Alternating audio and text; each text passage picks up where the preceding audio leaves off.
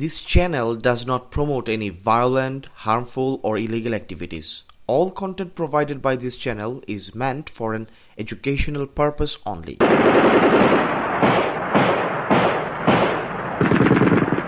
Doctor অলি আহমেদ একজন বীর বিক্রম খেতাবপ্রাপ্ত বীর মুক্তিযোদ্ধা এবং রাজনীতিক। একসময় তিনি সবার শ্রদ্ধার পাত্র ছিলেন, কিন্তু কালের পরিক্রমায় তিনি এখন সবার কাছে ঘৃণার পাত্র। তার মুখের এমন অশ্লীল ভাষা ও কটূক্তি দম্ভোক্তি এখন সারা দেশের মানুষের মুখে মুখে।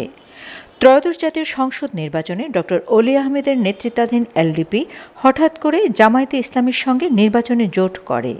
তার সন্তান ওমর ফারুক চট্টগ্রাম ১৪ চন্দনাইশ আসনে বিএনপি প্রার্থীর কাছে পরাজিত হয়েছেন।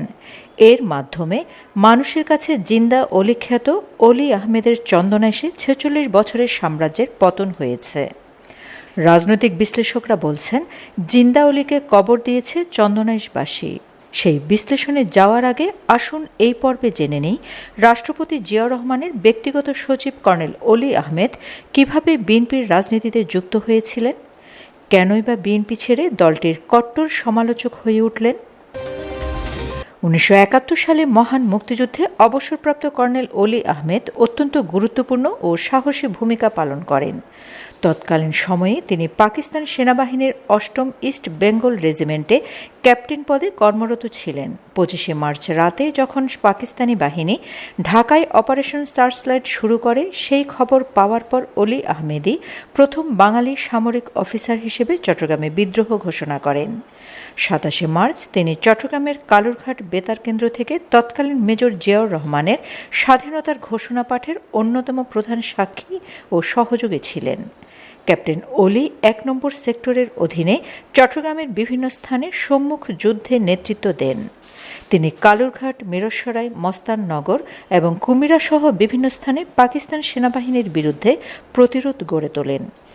জুলাই ১৯৭১ তিনি মুক্তিবাহিনীর নিয়মিত বি গ্রেড জেট ফোর্সের প্রথম বি গ্রেড মেজর হিসেবে নিযুক্ত হন। মুক্তিযুদ্ধে অসামান্য সাহসিকতা ও বীরত্বের স্বীকৃতি স্বরূপ বাংলাদেশ সরকার তাকে বীর বিক্রম খেতাবে ভূষিত করে। তিনি ছিলেন স্বাধীনতা যুদ্ধে এই খেতাব পাওয়া প্রথম অফিসার। দেশ স্বাধীনের পর বঙ্গবন্ধু শেখ মুজিবুর রহমানের শাসন আমলে ১৯৭২ সালের অক্টোবর মাসে তিনি মেজর পদে পদোন্নতি পান। ১৯৭৫ সালের ১৫ই আগস্ট বঙ্গবন্ধু শেখ মুজিবুর রহমান যখন সপরিবারে নিহত হন, তখন সৈয়দপুর সেনানিবাসে ২৪ ইস্ট বেঙ্গল রেজিমেন্টের সেকেন্ড ইন কমান্ড হিসেবে দায়িত্বরত ছিলেন অলি আহমেদ।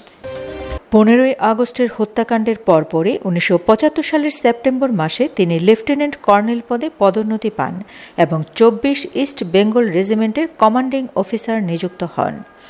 ওই বছর নভেম্বর মাসে তাকে সৈয়দপুর থেকে বদলি করে ঢাকা সেনানিবাসের সেনা সদর দপ্তরে জিএসও ১ অপারেশনস হিসেবে নিয়োগ দেওয়া হয়। এই পদটি ছিল অত্যন্ত স্পর্শকাতর, যেখান থেকে সেনাবাহিনীর অপারেশনাল বিষয়গুলো তদারকি করতেন তিনি। ১৯৭৫ সালের ৭ই নভেম্বর সিপাহী জনতার বিপ্লবের সময় কর্নেল অবসরপ্রাপ্ত অলি আহমেদ তৎকালীন লেফটেন্যান্ট কর্নেল সরাসরি রণাঙ্গনে বা রাজপথে না থাকলেও ক্ষমতার কেন্দ্রে জিয়াউর রহমানের মুক্তি ও পরবর্তী স্থিতিশীলতা রক্ষায় অত্যন্ত গুরুত্বপূর্ণ ভূমিকা পালন করেন। ৭ই নভেম্বর বিপ্লবের মাধ্যমে বন্দিদশা থেকে মুক্ত হওয়ার পর জিয়াউর রহমান যখন সেনা সদরে আসেন, অলি আহমেদ তখন তার অন্যতম প্রধান সহযোগী হিসেবে আবির্ভূত হন। বিপ্লব পরবর্তী সময়ে জিয়াউর রহমান যখন রাষ্ট্র ক্ষমতায় বসেন, তখন অলি আহমেদ তার ব্যক্তিগত সচিব নিযুক্ত হন। তিনি মূলত পর্দার আড়ালে থেকে রাষ্ট্রপতির কার্যালয় এবং সামরিক প্রশাসনের মধ্যে সমন্বয়কের ভূমিকা পালন করেন। ১৯৭৫ থেকে ১৯৭৭ সাল পর্যন্ত সেনাবাহিনীতে যে দফায় দফায় ১৯টি বিদ্রোহ বা অভ্যুত্থানের চেষ্টা হয়েছিল, সেগুলোর নিয়ন্ত্রণে অলি আহমেদ জিয়াউর রহমানের প্রধান কৌশলী হিসেবে কাজ করেন। ১৯৭৮ সালের ১ সেপ্টেম্বর জিয়াউর রহমানের হাত ধরে বাংলাদেশ জাতীয়তাবাদী দল বিএনপি গঠনে সেনাবাহিনীর পোশাক পরিহিত তৎকালীন লেফটেন্যান্ট কর্নেল অলি আহমেদের গুরুত্বপূর্ণ ভূমিকা ছিল। ১৯৮০ সালের জানুয়ারি মাসে তিনি কর্নেল পদে পদোন্নতি লাভ করেন।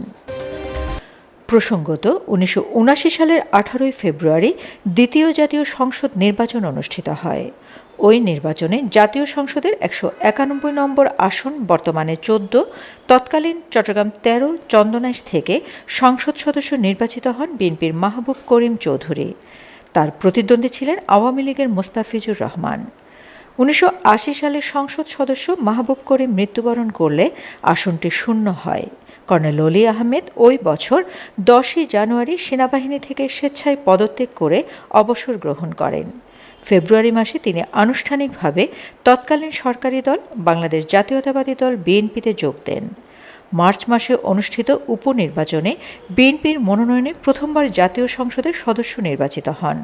তার প্রতিদ্বন্দ্বী ছিলেন আওয়ামী লীগের হারুনুর রশিদ।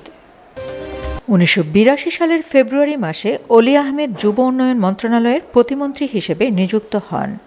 প্রতিমন্ত্রী হিসেবে তার দায়িত্বকাল দীর্ঘ হয়নি, কারণ মাত্র 1 মাস পরে লেফটেন্যান্ট জেনারেল HM এরশাদ সামরিক আইন জারি করে ক্ষমতা দখল করেছিলেন। অলি আহমেদ 1991 সালের পঞ্চম সংসদ নির্বাচনে আওয়ামী লীগের জাফর আহমেদ চৌধুরীকে পরাজিত করে সংসদ সদস্য হন। বেগম খালেদা জিয়ার নেতৃত্বে বিএনপি সরকার গঠন করলে যোগাযোগ মন্ত্রী হিসেবে পূর্ণমন্ত্রীর মর্যাদা লাভ করেন। 1996 সাল পর্যন্ত তিনি এই দায়িত্বে ছিলেন। আওয়ামী লীগ ও জামায়াতে ইসলামী সহ দেশের প্রধান প্রধান রাজনৈতিক দলের বর্জন করা 1996 সালের ষষ্ঠ সংসদ নির্বাচনে অলি আহমেদ বিনা প্রতিদ্বন্দ্বিতায় সংসদ সদস্য নির্বাচিত হন। ওই সংসদের মেয়াদ ছিল মাত্র 11 দিন। তত্ত্বাবধায়ক সরকার বিল পাশ হওয়ার পর সংসদ বিলুপ্ত ঘোষণা করা হয়। ওই সময় গঠিত মন্ত্রিসভায় তিনি কৃষি, খাদ্য এবং পানি সম্পদ উন্নয়ন মন্ত্রণালয়ের মন্ত্রী হিসেবে শপথ নেন। 1996 সালের 12 জুন অনুষ্ঠিত সংসদ নির্বাচনে অলি আহমেদ বিএনপির টিকেটে সংসদ সদস্য নির্বাচিত হন। আওয়ামী লীগ সরকার গঠন করলে তাকে বিরোধী দলের আসনে বসতে হয়। এ সময় তিনি উচ্চশিক্ষায় মনোনিবেশ করেন। যুক্তরাজ্যের অক্সফোর্ড ব্রুকস ইউনিভার্সিটি থেকে 2003 সালের 22 সেপ্টেম্বর PhD ডিগ্রি অর্জন করেন সাবেক এই সামরিক কর্মকর্তা। একজন সক্রিয় জাতীয় নেতা হিসেবে ব্যস্ত সময় পার করার মাঝেও শিক্ষার প্রতি অলি আহমেদের এই গভীর আগ্রহ এবং উচ্চতর ডিগ্রি অর্জন বাংলাদেশের সমসাময়িক রাজনীতিকদের মাঝে একটি বিরল দৃষ্টান্ত। 2001 সালের 1 অক্টোবর অনুষ্ঠিত নির্বাচনে বিএনপির সঙ্গে জামায়াতে ইসলামীর নির্বাচনী জোট হয়। ওই নির্বাচনে চন্দনাইশ ও সাতকানিয়া 2টি আসন থেকে প্রতিদ্বন্দ্বিতা করতে চায় ডক্টর অলি আহমেদ, কিন্তু 4 দলীয় জোট থেকে চন্দনাইশ আসনে তাকে মনোনয়ন দেয়। কিন্তু তিনি সাতকানিয়া সংসদীয় আসন থেকে নির্বাচন করতে আগ্রহী। এই অবস্থায় জোট থেকে সাতকানিয়া আসনটি ফ্রি আসন ঘোষণা করে। বিএনপি থেকে অলি আহমেদ ধানের প্রতীকে, জামায়াতে ইসলামী থেকে দাঁড়িপাল্লা প্রতীকে শাহজাহান চৌধুরী প্রতিদ্বন্দ্বিতা করেন। বিএনপির প্রতিষ্ঠাকালীন নেতা অলি আহমেদ চন্দনাইশ আসনে আওয়ামী লীগের ইঞ্জিনিয়ার আফসার উদ্দিনকে 12,316 ভোটে পরাজিত করেন, কিন্তু সাতকানিয়া আসনে জামায়াতে ইসলামীর প্রার্থী শাহজাহান চৌধুরীর কাছে 41,589 ভোটে শোচনীয়ভাবে পরাজয় বরণ করেন। বিএনপি নেতৃত্বাধীন 4 দলীয় জোট সরকার গঠন করলে জামায়াতে ইসলামীর আপত্তির কারণে মন্ত্রিসভায় স্থান পায়নি তৎকালীন বিএনপির স্থায়ী কমিটির প্রভাবশালী এই নেতা। বিএনপির অন্যতম প্রতিষ্ঠাতা সদস্য এবং স্থায়ী কমিটির সদস্য হওয়া সত্ত্বেও দলের নীতি নির্ধারণী পর্যায়ে নিজেকে উপেক্ষিত মনে করেছিলেন ডক্টর অলি।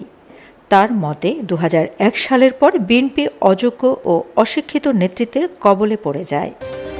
বিএনপির ক্ষমতা ছাড়ার 2 দিন আগে ডক্টর অলি সরাসরি তারেক রহমানের নেতৃত্বাধীন তৎকালীন হাওয়া ভবন কেন্দ্রিক সমান্তরাল শাসন ব্যবস্থা এবং এর মাধ্যমে হওয়া অনিয়ম ও দুর্নীতির কঠোর সমালোচনা করেন।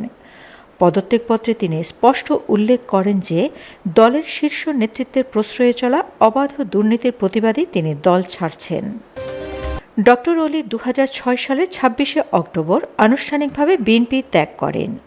বিএনপি থেকে বেরিয়ে অলি আহমেদ এবং আরও 24 জন তৎকালীন মন্ত্রী ও সংসদ সদস্য মিলে সাবেক রাষ্ট্রপতি AQM বদরুদ্দোজা চৌধুরীর বিকল্প ধারার সঙ্গে একীভূত হয়ে লিবারেল ডেমোক্রেটিক পার্টি LDP গঠন করেছিলেন। তবে 1 বছরের মধ্যে মতভেদের কারণে বদরুদ্দোজা চৌধুরী LDP ছেড়ে পুনরায় বিকল্প ধারা পুনরুজ্জীবিত করেন। Shamima Chowdhury Shammi, BN news 24। প্রতিবেদনটি ভালো লাগলে শেয়ার করুন, অন্যদের জানার সুযোগ দিন। ডক্টর অলি আহমেদের রাজনীতির উত্থান পতনের গবেষণামূলক প্রতিবেদনগুলো দেখুন এবং নিজের রাজনৈতিক জ্ঞানকে সমৃদ্ধ করুন। লাইক, কমেন্ট ও সাবস্ক্রাইব করে বিএনএ নিউজ 24 এর সঙ্গেই থাকুন।